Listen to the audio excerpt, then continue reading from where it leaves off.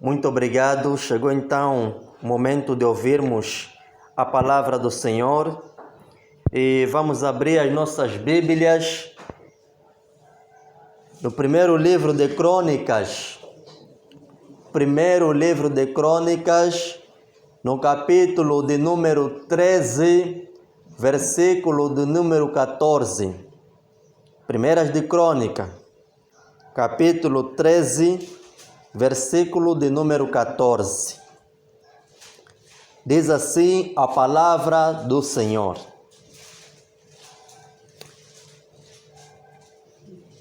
A arca de Deus ficou na casa dele por 3 meses. E o Senhor abençoou sua família e tudo o que ele possuía. Vou repetir, 1 de Crônica 13, 14.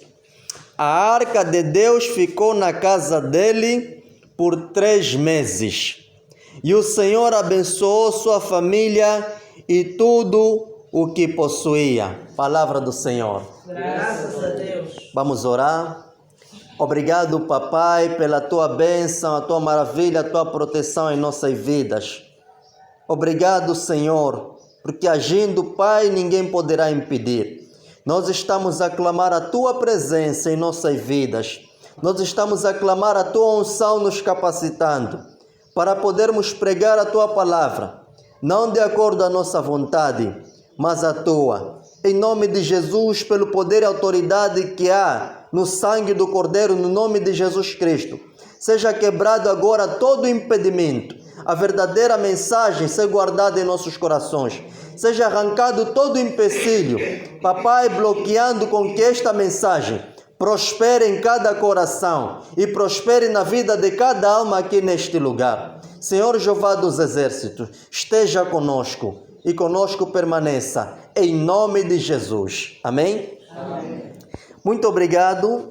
Neste dia de domingo em que estamos a realizar um culto familiar, nós vamos falar sobre o tema a presença do Senhor na nossa família. A presença do Senhor na nossa família. E eu trouxe como texto base Primeiras de Crônica, o primeiro livro de Crônica, o capítulo 13, versículo 14, que fala acerca da Arca da Aliança. Existe uma estreita relação entre a Arca da Aliança e a presença de Deus, a presença do Senhor. Mas para nós entender esse texto, é necessário nós estudar ou falar um pouquinho do contexto. Por que chegamos até esse texto? No princípio, quando o povo de Israel saiu da terra do Egito para a terra prometida, eles adoravam a Deus, ou seja, Deus estabeleceu um padrão de adoração a Ele. Deus mandou que se construísse um tabernáculo. E dentro desse tabernáculo tinha alguns elementos. E no lugar santo dos santos, porque o tabernáculo era dividido em 3 partes. Tinha o pátio, e tinha o lugar santo, e tinha o terceiro lugar, que era o lugar santo dos santos. É nesse lugar onde a presença de Deus se manifestava. E nesse lugar santo dos santos é onde ficava então a Arca da Aliança. A Arca da Aliança, na sua parte superior, tinha o desenho de 2 querubins, 2 anjos. E a presença do Senhor se manifestava no meio daqueles querubins. É assim que essa Arca da Aliança, o tabernáculo era móvel. Ou seja, os israelitas eram como se fossem nômadas. Eles não paravam num sítio, eles estavam em peregrinação, ou seja, estavam a caminhar até a terra prometida. Então, quando eles tivessem que sair de um sítio para o outro, desmontavam o tabernáculo e começavam a andar quilômetros. Quando chegavam num sítio para acampar, montavam de novo o tabernáculo, colocavam a Arca da Aliança e adoravam a Deus. O tabernáculo ficava sempre no centro das tribos. Ficava sempre no centro, para simbolizar que Deus deve estar sempre no centro das nossas vidas. É assim que, com o andar do tempo, existiam sempre sacerdotes. Os sacerdotes levitas é que eram responsáveis pelos trabalhos do templo, pelos trabalhos do tabernáculo. Não podia ter outra tribo, a não ser a tribo de Levi, a fazer o trabalho do tabernáculo. Eles é quem desmontavam, ele é quem montava, eles é quem carregavam a Arca da Aliança. Todo esse trabalho era feito pelos levitas. E é nessa tribo dos levitas, na tribo de Levi, onde também eram constituídos os sacerdotes. Os sacerdotes eram aqueles que tomavam conta, eram responsáveis pela adoração. Os sacerdotes é quem eram responsáveis para prestar os sacrifícios a Deus. E o tempo foi passando, foram existindo vários sacerdotes. Mas chegou um tempo na história de Israel em que o sacerdote principal, o sumo sacerdote, era um homem chamado Eli. Esse homem chamado Eli, na sua velhice, ele não educou, digamos assim, não educou bem os seus filhos. O Eli foi um pai omisso, foi um pai que via os filhos a fazerem as coisas erradas e não colocava o pé, deixava andar. E aconteceu que os filhos de Eli eram terríveis. Eles trouxeram apostasia, eles trouxeram falsa adoração na nação de Israel. Porque a partir dos filhos de Eli começou um processo de pecados constantes dentro do tabernáculo. Na casa do Senhor, onde eles faziam o lixo deles, o pecado deles. Então, durante esse tempo, a presença do Senhor se retirou daquele povo, se retirou do povo de Israel, porque existe um segredo: onde habitar apostasia, onde tiver apostasia, onde tiver pecado, Deus se retira. O Espírito Santo muitas vezes é representado pela pomba. A pomba, se estiver num lugar onde tem confusão, imaginemos até as casas onde tem óbito, as pombas costumam fugir, vão embora. Do mesmo jeito, o Espírito Santo de Deus, onde tiver pecado, onde tiver confusão, o Espírito Santo de Deus se retira. Ou seja, a presença do Senhor sai daquele lugar. Então isso aconteceu no povo de Israel, na nação de Israel. Por causa da apostasia, por causa do pecado, principalmente dos filhos do Eli, a presença do Senhor se retirou do meio deles. E quando a presença do Senhor se retira do nosso meio, entra a desgraça, entra a derrota. Quando a presença do Senhor se retira de uma família, entra a desgraça, entra a derrota. Então aconteceu que a derrota entrou na nação de Israel. Eles tinham um inimigo terrível que eram os filisteus. Eles então foram guerrear contra os filisteus. E lá no campo de batalha eles apanharam uma surra. Eles perderam. Então, no desespero, como viram, estavam a perder muito. Lembraram, não, como temos a Arca da Aliança lá no tabernáculo, vamos ainda tentar trazer aqui a Arca da Aliança para ver se Deus nos ajuda e possamos então vencer. Foi um engano terrível. E muitos de nós cristãos costumamos a cair nesse engano. Está em pecado, está em casa, abre já a Bíblia, coloca aí. A pensar que a Bíblia aberta aí vai trazer paz ou vai trazer libertação na tua casa. Deus primeiro pede para você retirar o lixo. Deus pede para você retirar aquilo que está a impedir com que ele se manifeste na tua casa. Então os filhos de Israel, na verdade, o que eles fizeram foi um ato idólatra. E Deus não compactua com idolatria. Você não está me servindo, não está me adorando, não está me obedecendo, mas quer levar minha arca lá na frente do combate. O que aconteceu? Eles foram mortos. Os 2 filhos de Eli, que levaram a arca, também eles mataram. A própria arca foi roubada, foi levada para a terra dos filisteus. E assim aconteceu uma desgraça. O próprio Eli, quando viram lá anunciar que os filhos foram mortos lá no combate onde levaram a arca, ele perguntou: e a Arca da Aliança? Os filisteus levaram na terra dele. O homem, o mais velho, assim que ouviu aquilo, caiu de costas, partiu o pescoço, morreu. A nora que estava concebida nos últimos meses da gravidez, por causa daquele sofrimento, entrou em trabalho de parto, deu à luz e chamou aquela criança e acabou. Que traduzindo é: a glória do Senhor se retirou da nossa terra. A presença do Senhor saiu do nosso meio. Então, esse é o contexto histórico em que a Arca da Aliança chegou mais ou menos até o ponto de ir para a terra dos filisteus. Mas é assim, o nosso Deus é justo, O nosso Deus é poderoso. E sempre que você colocar um altar do Senhor ao lado de um altar das trevas, o altar do Senhor vai destruir o altar das trevas. Aconteceu isso, os filisteus levaram a arca na terra deles e foram colocar no templo do Deus Dagom, o Deus falso deles. E como Deus é todo poderoso, encostaram a arca junto da estátua do Deus dele. E no dia seguinte encontraram a estátua caída, sem as mãos, sem os braços, sem os pés, tudo. A estátua foi destruída. Por quê? Porque colocaram ao lado dele. Nenhum Deus, nenhum ídolo pode ser comparado ao nosso Deus. Então, os filisteus começaram a passar mal, pragas, doenças constantes aí na terra deles. E eles deram conta que era por causa da arca da aliança que estava no meio deles. Então, disse isso aqui, nós temos que arranjar forma de levar para longe da nossa terra. Então, levaram a arca e foram trazer longe da terra deles. E é assim que essa arca da aliança ficou durante muito tempo a vaguear por algumas terras. Então, o Davi lembrou de, quando ele se tornou rei, lembrou de ir buscar a arca da aliança para trazer para Jerusalém. Então, ele preparou lá um carro de bois, colocaram a arca naquele carro e estavam a levar para Jerusalém, com festa, com hinos. Mas, durante o caminho, o carro dos bois estava a tropeçar, estava para cair. E havia um homem chamado Uzá, que viu que a arca poderia cair, então foi lá para apanhar a arca. Assim que colocou a mão na arca, que morreu aí no momento.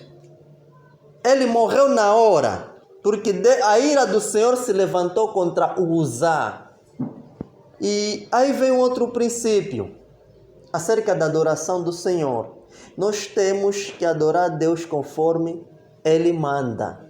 Algumas igrejas é orientar que não, você pode adorar a Deus de qualquer maneira, você pode se apresentar na presença do Senhor, mesmo com os teus pecados, sem se confessar, sem se arrepender, Deus vai te abençoar.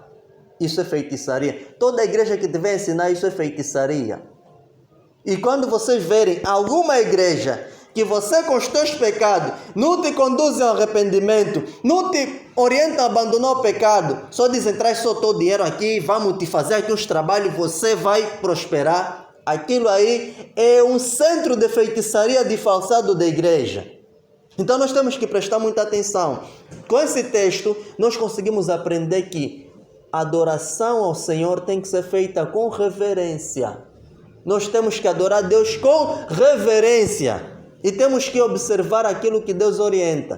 Por quê? Porque lá nos livros que Moisés escreveu, nos Levítico, mesmo em Deuteronômio, Deus escreveu, ou seja, orientou Moisés como é que tinha que se levar a arca da aliança. Não era qualquer pessoa que podia levar a arca da aliança, tinha que ser um levita. E Uzá não era da tribo de Levi, não estava credenciado para tocar na arca. E foi tocar. Foi com uma boa intenção, não foi para a arca não cair, mas morreu. Para adorar a Deus não é boa intenção, você tem que obedecer. Porque há um ditado que diz que de boas intenções o inferno está cheio, não é isso? É assim também. O povo angolano, nós temos muito boa intenção não de adorar a Deus, mas muitos não querem seguir os preceitos. Por isso é que a desgraça continua. Porque Deus, não basta você ficar e a gritar, Senhor, Senhor, que Ele vai te ouvir. Porque Jesus Cristo falou, nem todo que me diz Senhor, Senhor entrará no reino dos céus, mas aquele que faz a minha vontade. Está escrito.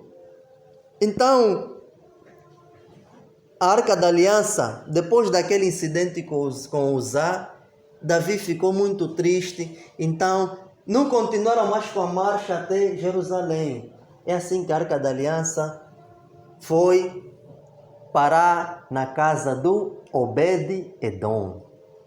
A Arca da Aliança foi parar na casa deste homem, Obed-Edom. E aí então que começa o tema da nossa pregação. A presença do Senhor na minha família. A Bíblia diz que quando a arca esteve na casa do Obed-Edom, durante 90 dias, o equivalente a 3 meses, O Obed-Edom foi abençoado, ele e toda a sua família. Tudo aquilo que o Obed-Edom fazia durante esses 3 meses prosperou. A presença do Senhor nas nossas vidas traz bênção. A presença do Senhor nas nossas vidas como família traz proteção. A presença do Senhor nas nossas vidas traz prosperidade. A presença do Senhor na nossa vida traz saúde. Lá no Deuteronômio está escrito assim: e servireis ao Senhor vosso Deus, e Ele abençoará o vosso pão e a vossa água, e tirará do vosso meio todas as doenças, todas as enfermidades. Então, a presença do Senhor, a adoração a Deus, estava intrinsecamente ligada à saúde do povo de Israel. Eles não ficavam doentes porque Deus estava no meio deles. A presença do Senhor traz saúde na vida das pessoas. E nós, quando falamos de saúde, não apenas do nosso corpo físico. A saúde tem a saúde mental também. E olha, os angolanos que não estão doentes fisicamente, mentalmente estão doentes, grande parte. É só ver nas estradas. Mamãe está andando, não olha nos cantos, está só passando, está passando no quintal dela, mas no meio da estrada. Quer dizer, você, o condutor, é que tem que ficar atento. Senão você passa por cima da senhora e depois nunca está sozinha. Tem normalmente uma criança e mais alguém a arrastar. Aquilo que diz a desgraça nunca vem sozinha, né? Está sempre acompanhada. Então, a presença do Senhor traz bênçãos para uma família. O Obed-Edom, nesse tempo, tudo aquilo que ele fazia, ele prosperava. E assim também acontece nas nossas famílias. Assim também vai acontecer na tua família. Quando a presença do Senhor se estabelecer na tua família, na tua casa, o resultado esperado é a bênção do Senhor. Quando a presença do Senhor se estabelece na tua família, quer dizer que vai haver proteção. No Salmo está escrito que o anjo do Senhor se acampa ao redor daqueles que o temem e os guarda. Os anjos do Senhor vão vir, vão guardar a tua casa. Existem pessoas que vão dormir com medo. Ficam com medo que vão vir lhes atormentar, que as coisas, os feiticeiros vão invadir a casa dele, vão fazer isso e aquilo. Quando a presença do Senhor está na tua casa, não existe nenhum feiticeiro que consegue fazer das suas na tua casa. Ele é neutralizado automaticamente, porque os anjos do Senhor se acampam ao teu redor. Eles até se calhar podem tentar vir voar ao redor, mas não vão conseguir chegar, porque o anjo do Senhor, ele assim que vê o anjo do Senhor, vai desviar o curso. Se estava para passar por aqui, vai dar volta até dos ângulos 5.000 ou 8.000. Não vai passar nem perto da tua casa. Quando a presença do Senhor se estabelece na tua vida, todos os teus inimigos são derrotados. Enquanto Israel permanecia na presença do Senhor, não perderam nenhuma guerra. Não perderam nenhuma guerra. Enquanto Israel esteve na presença, enquanto a presença do Senhor se estabeleceu no povo de Israel, eles não perderam nenhuma guerra. O Davi, quando pecou, quando cometeu o adultério com Batseba, ele ficou com muito medo e na sua oração disse: Senhor, não retires de mim o teu espírito. O Davi sabia do que custaria se a presença do Senhor se afastasse da sua vida. Nós temos essa preocupação. Nós conseguimos analisar o que vai nos acontecer se a presença do Senhor se afastar da nossa família. Nós ainda levamos as coisas assim na desportiva. É uma questão que nós não levamos a sério. A questão de buscarmos a Deus na nossa família. De buscarmos a presença do Senhor na nossa família. Então, a presença do Senhor na nossa família vai atrair muitas bênçãos, vai atrair prosperidade. E olha que quando falo de prosperidade, não é apenas de ter muito dinheiro na conta bancária. Prosperidade é você dar certo em tudo aquilo que você fizer. Quer dizer, se o teu filho ir para a escola, ele vai conseguir ir para a escola, aprender, se formar e sair de lá, bem formado, bem educado. Quer dizer, se você se empreender os teus negócios, você vai prosperar naquilo que você fizer nos negócios. Quer dizer, se você for um funcionário, lá no teu serviço você vai prosperar. Quando houver promoções, você será promovido. Quando houver aumento salarial, aquilo vai te alcançar. E o teu trabalho, normalmente vai ser um trabalho bem feito. Nós conseguimos analisar até que ponto está a maldição no povo angolano, do trabalho que é feito nas nossas instituições. Veja o trabalho dos professores, que educam os nossos filhos. O trabalho dos enfermeiros. Existe muita gente a morrer por causa de erro médico. Existem professores que não estão qualificados ou capacitados para dar aula, mas estão aí por causa do dinheiro e tantos outros problemas que a nossa sociedade está vivendo. Isso é sinônimo de maldição, quando a presença do Senhor não está no meio de um povo. Quando a presença do Senhor não está no meio de uma família, a maldição está naquela família. Quando a presença do Senhor não estiver na tua casa, há outras presenças estranhas na tua casa. Mesmo que você se considere uma boa pessoa, se você não atrair para a tua casa a presença do Senhor, é bem provável que há presença demoníaca, há presença satânica dentro da tua casa.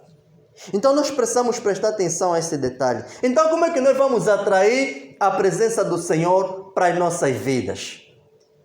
Nós atraímos a presença do Senhor para as nossas vidas, primeiramente através do arrependimento. Nós aprendemos que Deus não vem num sítio se não houver arrependimento, primeiramente.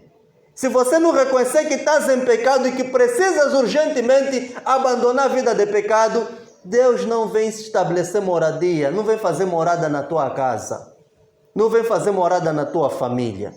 Então é importante nós nos arrependermos dos nossos maus caminhos, confessar os nossos pecados, confessar tudo, você reconhecer que falhaste nisso, naquilo e procurar abandonar aquilo. E quando você abandona aquilo que você fazia de errado, você entra então no processo da conversão. Quando dizem, aquele senhor se converteu, era bêbado, agora é pastor. Quer dizer que ele saiu da má vida, saiu da vida pecaminosa e agora está na presença do Senhor. Ele saiu da maldição para a bênção. Mas o mais perigoso nesse processo da conversão é o engano religioso que nós sofremos. Nós somos caracterizados como um povo religioso. E nas estatísticas mostra que Angola, ou o povo angolano, é um povo cristão. Agora você se pergunta, o povo cristão faz o que está a se fazer nesse país? Os nossos dirigentes, vão só lá analisar o histórico dele. Quase todos eles vieram da igreja, vieram de família da igreja. Muitos deles, vai só lá nos domingos, vai lhes encontrar nas igrejas com fato e gravata. Analisa o que eles fazem ao longo da semana nos seus locais de trabalho, se corresponde a um cristão. Quer dizer que o facto de você ir para a igreja não te dá o direito automaticamente de você ser considerado filho de Deus. A igreja é lugar para as pessoas irem se esconder muitas das vezes. A pessoa tem pecado dele, é feiticeiro, para não levantar suspeita a nível da família, vai já numa igreja, se esconde lá. As nossas igrejas estão cheias de feiticeiros, pessoas que não querem se arrepender dos seus maus caminhos, mas vão lá para poder camuflar. A nossa igreja está repleta de gatunos. Nós na igreja não devíamos ter medo de depositar as nossas contribuições e permitir que os irmãos façam a gestão do dinheiro para o engrandecimento do reino. Hoje a pessoa fica com desconfiança em dar principalmente muito dinheiro na igreja. Porque o pastor, ao invés de ajudar os órfãos vivos, pode levar aquele dinheiro para ir para comprar um carro bonito, um carro grande, ou comprar a casa dele num dos condomínios. Então, atrair a presença do Senhor, nós temos que entrar no processo do arrependimento, do abandono do pecado e da conversão. E a partir daquele momento, você deve viver a prática diária da piedade.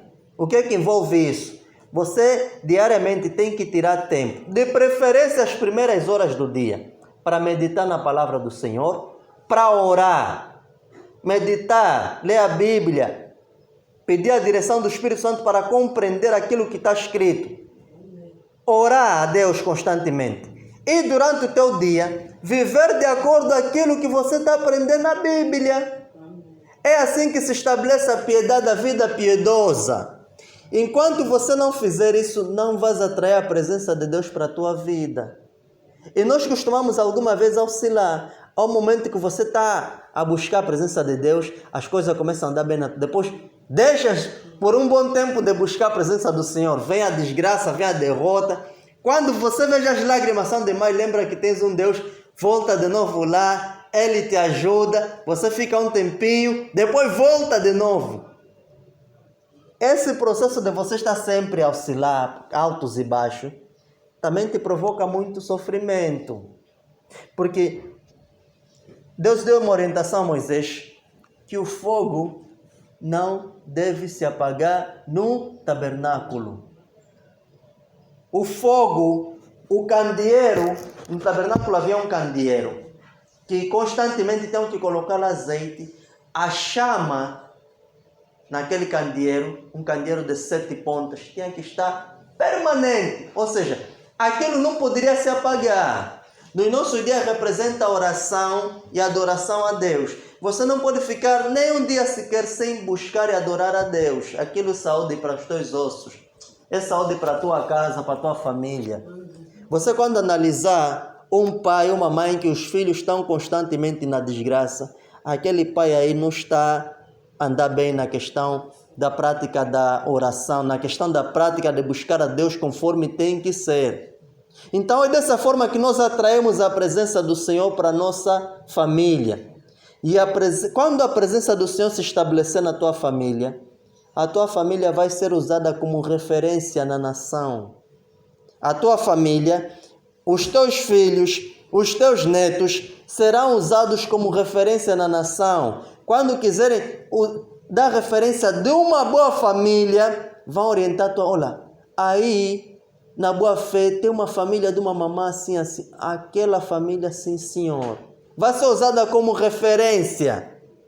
Os teus filhos vão ser tidos como referência. Quando quiserem dar exemplo de um rapaz, de um homem bem comportado, vão apontar para os teus filhos, olha, aquele filho da mamã fulana é uma referência. É isso que acontece quando a presença do Senhor se estabelece nas nossas famílias. Quando a presença do Senhor se estabelece na nossa vida. E aquilo, você começa e a tua garantia no futuro é a vida eterna. Quer dizer que quando a presença do Senhor estiver na tua vida, durante a tua vida na terra, será uma vida de vitória. E quando você morrer para ir lá na eternidade, você vai receber como galardão a vida eterna. E essa presença do Senhor é tão importante nas famílias, principalmente por causa dos momentos difíceis. Todas as famílias em algum momento vão passar por uma situação difícil, vão passar por momentos difíceis. E Deus não disse que os seus filhos não passarão por momentos difíceis. Muito pelo contrário, o que ele disse? Em Isaías está escrito, quando passares pelo fogo, o fogo não vai te queimar. E quando passares pelas muitas águas, não vão te cobrir, não vão te afogar. Mas ele diz que você vai passar pelas muitas águas. As muitas águas simbolizam os problemas intempéries na nossa vida. Quer dizer que você, quando estiver na presença do Senhor, Ele vai permitir que você passe por algumas dificuldades. Doença, poderás passar por doença. Mas essa doença não vai te cobrir. Essa doença não vai ser algo constante e permanente na tua vida. Os momentos difíceis não serão permanentes na tua vida, vão ser coisas passageiras. É o significado das águas não te cobrirem. E Ele garantiu que vai estar conosco todos os dias até a consumação dos séculos. Ele nos garantiu que vamos ter aflições no mundo, mas para nós ter bom ânimo, porque Ele venceu o mundo. É por isso que aqueles que têm Deus estão a passar às vezes por um momento muito difícil, em que o outro dá já trombose e se mata, mas você tem um problema mais grande, mas você está a caminhar firme. Isso aqui é capacitação do Espírito Santo, de você passar por dificuldade, mas ainda assim não desmoronar. Você passar por dificuldade, mas ainda assim não ficar completamente derrotado, destruído, abatido. Porque o Espírito Santo te capacita, te dá força, te consola. Está escrito na palavra do Senhor: eu te tomo pela tua mão direita e te ajudo. Deus nos ajuda. E então, isso aqui é o que deve esperar a família que está na presença do Senhor. A presença do Senhor nas nossas famílias vai fazer toda a diferença. Então, neste dia, eu quero convidar os irmãos a buscarmos diariamente nas nossas vidas a presença do Senhor. A buscarmos constantemente a presença do Senhor. Que o nosso Deus nos abençoe. Amém.